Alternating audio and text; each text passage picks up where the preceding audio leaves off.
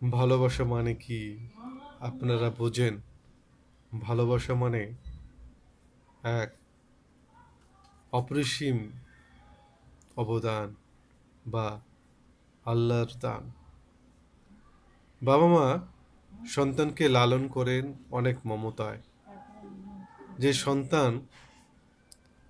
সন্তানকে নিয়ে অনেক বাবা মার অনেক রাত্রি যাপন পুরা মানে নির্ঘুম তাদের কাটাতে হয়।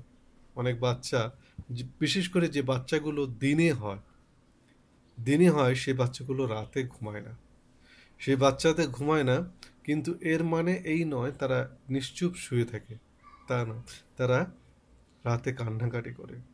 এই বাবা মারা বাচ্চাদের অনেক কষ্টে ঘুম পাড়িয়ে দিয়ে মানে ঘুম পাড়াতে চায়। পর্যায়ক্রমে বাবা মা একবার বাবা একবার মা পর্যায়ক্রমে তার সন্তানদের লালন করে। আসলে সন্তানরা এটা অনুভব করে কিনা জানি না, তবে একটা সময় তারা উপলব্ধি করতে পারে। তাই বাবা মার প্রতি সবসময় সদয় আচরণ করা উচিত। কারণ এই অনুভূতিগুলো যদি না থাকে তাহলে সন্তান আসলে তার জন্য এটা খারাপ হয়ে যায়। আমি একটা কথা বলবো, সন্তানদের সামনে কখনো আপনার ব্যর্থতা কখনো প্রকাশ করবেন না। কারণ এই ব্যর্থতা তাদের স্মৃতির অকপটে এটা সংরক্ষিত হয়ে যাবে এবং পরবর্তীতে তাদের জন্য খারাপ হতে পারে। সবার জন্য খারাপ হবে তা কিন্তু না, কিন্তু খারাপ হতে পারে। তো যে কোনো বিষয় তাদেরকে ভালোটা শেয়ার করুন, যে ভালোগুলো তাদেরকে আকর্ষণ করবে। যেমন আপনি অফিস থেকে এসেছেন, আমি জানি অফিসে অনেক প্রচুর কাজ করতে হয়, অনেক প্রেশারের মধ্যে থাকতে হয়, অনেক চাপের মধ্যে থাকতে হয়। তারপরেও যখন বাসায় ঢুকবেন, অবশ্যই হাসি মুখে আপনি যখন ঢুকবেন, তখন আপনাকে দেখে আপনার বাড়ির লোকজন কিন্তু অনেক আনন্দিত হবে।